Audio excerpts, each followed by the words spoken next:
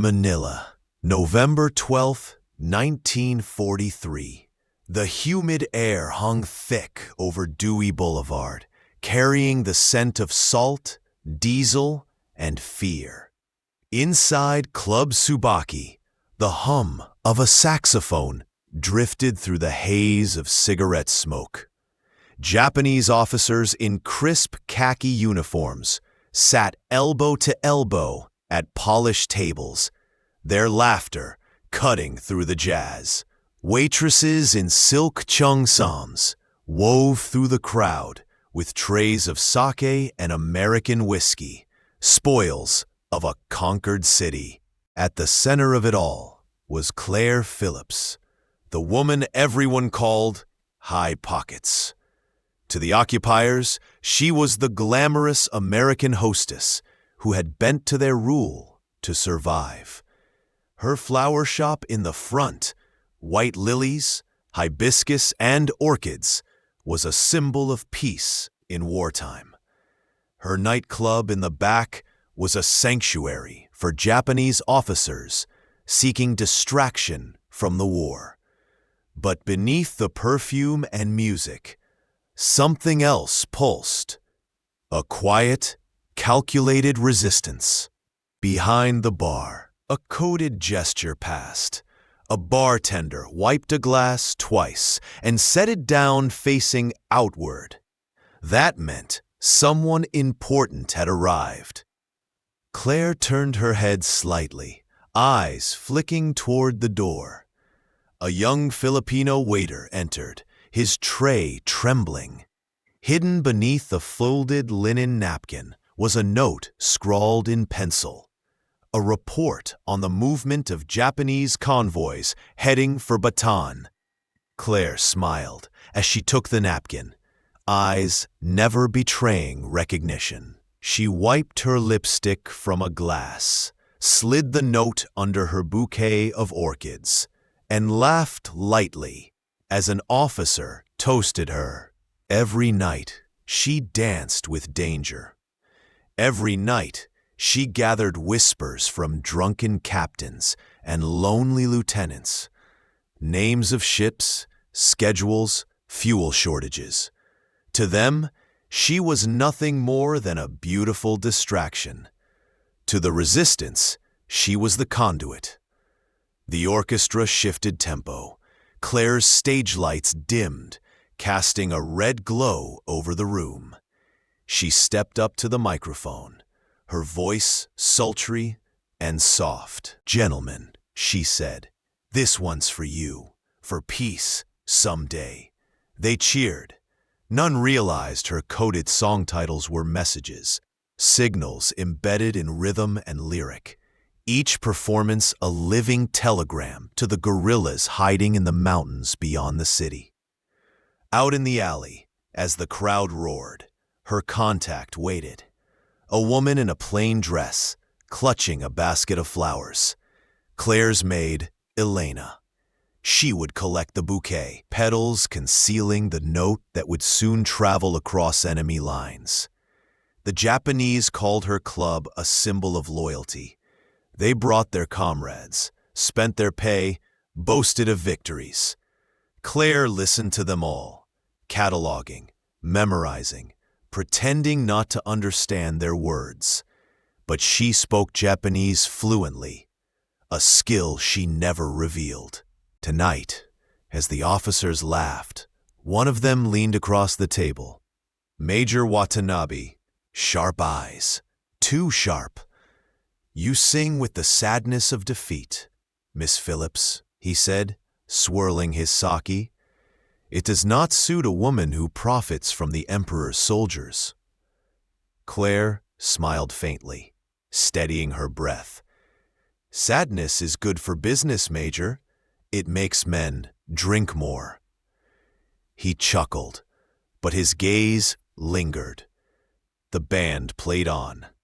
Outside, thunder rolled over Manila Bay. A blackout order darkened the street. The laughter inside Club Tsubaki carried into the night, covering the sound of a hidden door sliding shut behind the bar. Inside that hidden space, under flickering lamplight, Claire unfolded the napkin note and began to transcribe its contents onto rice paper, so thin it could be hidden beneath a postage stamp. Each line she wrote was a defiance, each word a risk. If discovered, she would vanish into the same prisons where screams replaced music. But the intelligence she gathered could save lives. Allied prisoners, guerrilla fighters, American submarines. She pressed her finger to the map pinned to the wall, marking a small red X along the Bataan coast. Tomorrow, she'd get this message to Lieutenant Commander George Rowe, the man running the guerrilla network in the hills. As the rain began to fall, she tucked the rice paper into a sealed envelope, slipped it between two flower stems, and handed it to Elena with a calm nod. "Deliver this bouquet to the officer's widow near the harbor," Claire said, loud enough for the nearby waiters to hear. "She needs something beautiful tonight." To anyone listening, it was just an errand, but Elena knew what it meant. Every flower that left the club carried the scent of rebellion. And that night, as lightning flashed over Manila Bay, Claire Phillips, the woman the Japanese thought was theirs, was already dismantling their war machine, one whisper at a time. Morning came to Manila like a bruise, gray clouds smothering the skyline, the city choked by patrol trucks and propaganda banners. Japanese sentries marched past Claire's flower shop, rifles slung, boots splashing through the puddles left by last night's rain. Inside, the air was thick with the scent of orchids and tension. Claire stood behind the counter arranging blooms, her hands steady, even as her heart hammered. Every petal she touched could mean life or death. Elena slipped in quietly through the back, mud on her hem, a faint streak of blood on her sleeve. She didn't speak until she was sure the guards outside had passed. "The message reached Commander Rowe," she whispered. "They moved the prisoners before the convoy arrived. He said to thank you." Claire's shoulders relaxed for a moment. That meant 24 captured Allied airmen had been spared interrogation or execution. She nodded once and turned toward the front, masking relief with her practiced smile. The bell above the door jingled. Major Watanabe entered, the same officer from the club. His uniform was immaculate, boots gleaming. Behind him, 2 soldiers stood like shadows. "Miss Phillips," he said, bowing slightly, "your reputation for beauty and discretion precedes you." Claire smiled lightly, though her pulse spiked. "If you're here for flowers, Major, I'm afraid the orchids are already spoken for." He approached the counter, eyes scanning the shop. "I'm here for conversation." The words hung in the air like the click of a trigger. Watanabe's gaze fell to the photographs pinned on the wall behind her. Smiling soldiers, dancers, American guests from before the war. "You miss your country," he said softly. "You hide it well, but you still miss it." She met his eyes, cool and steady. "Missing home isn't a crime, Major." "No," he said, "but loyalty can be complicated." He picked up a single hibiscus bloom, twirling it between his fingers. "There are rumors, Miss Phillips, about whispers in the night, about coded messages, about a woman." Claire's voice didn't tremble. "Rumors are the only things that grow faster than flowers in Manila." He smiled, but it didn't reach his eyes. "You're clever. I like that. Perhaps we'll speak again." He placed the hibiscus on the counter, nodded to his men, and left. The door closed. The bell jingled once more. Only when his footsteps faded did Claire exhale. She'd looked down at the flower he'd left behind. Beneath it, on the polished wood, she noticed a faint line of moisture. His glove had been wet. Rainwater or sweat from nervous hands? Either way, she knew. He didn't come for flowers. He came to warn. That night, at Club Tsubaki, the music played softer. Fewer Japanese officers came. Whispers were spreading. Someone in the intelligence office had begun tracing missing documents, convoy lists, prisoner manifests, intercepted signals. Claire worked faster now. Messages went out in the lining of gift boxes, tucked into piano legs, even woven into the stems of floral wreaths sent to Japanese funerals. Guerrilla runners risked their lives to ferry each one to the mountains, where radio operators transmitted them to Allied submarines in the South China Sea. But danger was closing in. One evening, as Claire prepared her next transmission, Elena burst through the back door, breathless. "They've arrested 2 of our couriers. The Kempeitai are interrogating everyone." Claire's hands froze over the map. "Who did they catch?" "Eladio and Ramos. They carried notes from us." Claire's mind raced. Those men knew her name only as High Pockets. They didn't know Claire Phillips. But if the Japanese broke them, if they mentioned the club, everything would collapse. She looked at Elena. "We burn everything tonight." They tore through the secret room. Maps, coded lists, Japanese manifests, all fed into the small iron stove behind the bar. Smoke curled up through the vents, blending with the haze of tobacco and perfume from the club beyond. By midnight, the evidence was gone. Only the next message remained. A single name scrawled on rice paper. Watanabe. Claire didn't know if he was ally, enemy, or something in between. But she knew this. The noose was tightening, and one false step would bring the entire network crashing down. She poured herself a drink, stared into the mirror behind the bar, and whispered to her reflection, "You started this fight, Claire. Now finish it." Outside, rain began to fall again, tapping against the flower shop windows like the ticking of a clock running out. Manila, January 1944. The occupation had grown darker. Posters of Emperor Hirohito watched from every wall, and the Kempeitai, the Japanese military police, stalked the streets like ghosts in khaki. The whisper network that once thrived beneath Claire's flower shop was now fractured and afraid. Inside Club Tsubaki, the music still played, but the laughter had thinned. Officers came less often, and when they did, they drank in silence. Suspicion had replaced revelry. Even the band played quieter, every note a held breath.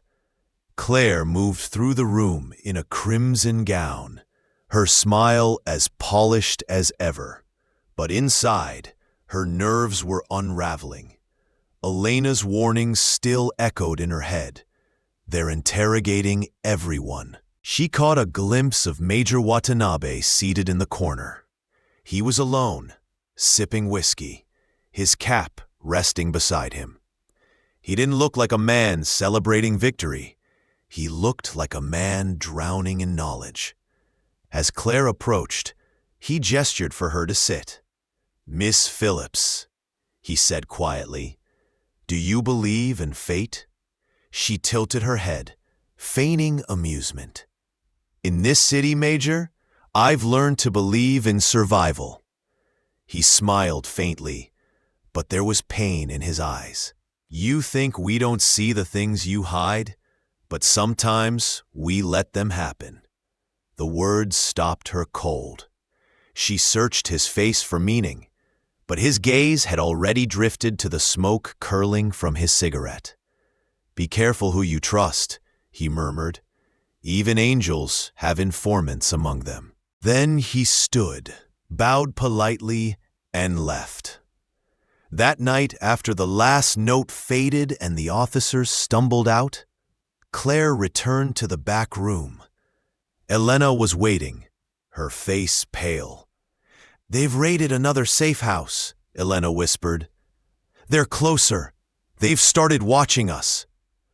Claire closed her eyes. "Then we stop using couriers. From now on, only the radio." She crossed to a locked chest under the floorboards and lifted out the small black transmitter she'd hidden for months. The tubes glowed faintly as she powered it on. The static filled the room like whispering ghosts. She began tapping her message in Morse, short bursts of defiance, reaching toward the South China Sea. Convoy departs Cavite. 20 transports. Escort destroyers, 2. Expect departure, 0600. The signal crackled, then vanished. She exhaled, but before she could switch the set off, she froze. A faint knock echoed from the door above. 3 slow raps. Not Elena's signal. Not friendly. She grabbed the pistol hidden beneath the table. Another knock. Then a voice, calm, male, speaking in perfect English. "Miss Phillips, it's Major Watanabe. Open the door." Her pulse spiked. She hid the radio under a cloth, pressed the pistol against her thigh, and opened the door halfway. Watanabe stepped inside, uninvited. "You shouldn't be sending flowers this late," he said softly, eyes scanning the room. His gaze landed on the still warm radio. Claire tried to speak, but her throat closed. He sighed. "You're braver than most of my men. I should have reported you months ago." "Then why haven't you?" she whispered. He looked at her for a long time. "Because even an enemy can admire courage." He turned toward the door, but stopped. "They're coming for you, Claire. The Kempeitai knows." Someone talked. Her chest tightened. "When?" "Soon." He looked back once. "You have until dawn." Then he was gone. For a long moment, the room was silent, except for the hiss of the rain. Then Claire moved, fast. She gathered her forged documents, her hidden lists, the coded ledger of her club's finances. Elena rushed in from the shop front, clutching a sack of supplies. "They're sweeping this district," Elena said, panting. "You have to leave." But Claire shook her head. "If they raid the club, they'll arrest everyone. I can't run. I'll draw them here." "Claire, go," she said sharply. "Take the last message to Roe. Tell him I'm compromised." Elena hesitated, then grabbed Claire's hands, eyes wet. "For America," she whispered. "For freedom," Claire replied. By the time Elena disappeared into the rain, Claire had already returned to the main hall. The candles flickered, the tables empty. She poured herself a glass of whiskey and sat on the stage where she'd once sung to her enemies. Outside, the trucks were coming. She raised the glass toward the doorway. For peace. Someday. The door crashed open. Kempeitai soldiers stormed inside, their bayonets glinting in the light. Claire didn't move as 2 of them seized her arms. A colonel stepped forward, expression like stone. "Claire Phillips," he said, "you are under arrest for espionage against the Empire of Japan." She smiled faintly. "It took you long enough." They dragged her out into the night as the rain fell harder, washing the last petals from the doorway of Club Tsubaki. Bilibid Prison, Manila, February 1944. The first thing Claire remembered was the smell: mildew, sweat, and iron. Her wrists burned where the rope cut into her skin. A single bulb swayed above, casting shadows that crawled across the concrete walls like living things. The Kempe Tai had a word for this place: interrogation. Everyone else called it what it was: hell. A Japanese officer stepped into the light, his face expressionless. He carried a folder in one hand and a short bamboo cane in the other. The folder held her life: confiscated letters, lists, the club's ledgers, everything she hadn't burned in time. He set them down carefully, as if preparing a meal. "You are Claire Phillips," he said, "American, owner of Club Tsubaki. You work for the United States Army?" Claire lifted her head slowly.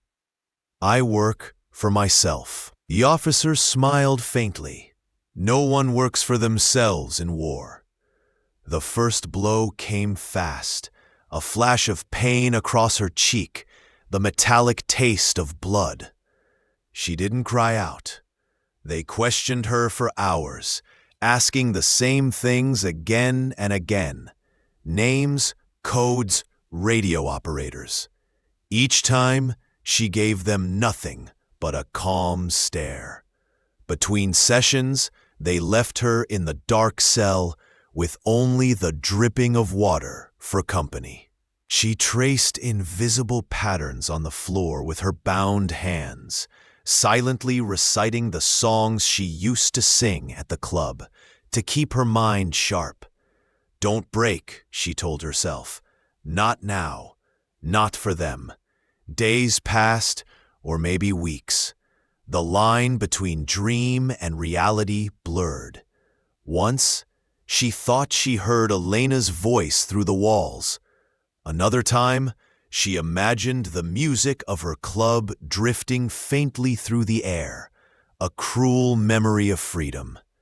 Then one night, the door opened again. Major Watanabe stood there. His uniform was rumpled, his face lined with exhaustion. He dismissed the guards and stepped closer, stopping just out of reach. "They'll kill you," he said quietly. "The colonel wants a confession. Just one name, and they'll stop." Claire's voice was hoarse. "I don't have any names." He studied her face. "You're lying, but you're brave." She gave a weak smile. "That's what they all say before they pull the trigger." He hesitated. "I can't save you," he said finally, "but I can delay them, maybe long enough for the war to end." Claire met his gaze. "Then delay them, Major. Do something decent before this is over." Watanabe nodded once, then turned and left. For the next few weeks, her interrogations stopped. Food arrived more regularly. The guards no longer beat her unless ordered. She knew Watanabe had intervened, but she also knew it wouldn't last. Then one night, the door opened again. By May, American bombers had begun pounding Manila. The ground shook even inside Bilibid Prison. Each explosion felt like a heartbeat, reminding her that the war outside was shifting. One night, a young Japanese guard slipped her a tin cup of water. "The Americans are coming," he whispered in halting English. "Soon." Claire smiled weakly. "Then maybe I'll sing again." But the guard's expression darkened. If they come, we will kill all prisoners. No one must talk." He left the cup and disappeared down the corridor. The next morning, the colonel returned. "You have one last chance to speak," he said. "Confess, and you live." Claire looked at him with eyes that no longer trembled. "If I talk, I die inside. Either way, you lose." His jaw tightened. He nodded to the guards. They struck her again and again until she collapsed, but she never spoke. When it was over, she lay in the dark, barely conscious. A rat scurried across the floor. Somewhere distant, an air raid siren wailed. She thought of Elena, of George Rowe, of the mountains where the guerrillas still fought. She wondered if her last messages had made it out. And then, faintly, she smiled, because even if she never saw daylight again, she knew the truth. Her flower shop, her club, her entire masquerade had bought the Allies' time, saved lives, and humiliated an empire that thought a woman's smile couldn't be dangerous. The Japanese had mocked her flowers, but those flowers had carried death to their ships. As the bombs drew closer, the guards began abandoning their posts. Watanabe never returned. When the gates of Bilibid finally opened months later, it was American troops who broke the locks. They found Claire barely alive, but unbroken. Her first words to the medic who lifted her from the cell were barely a whisper.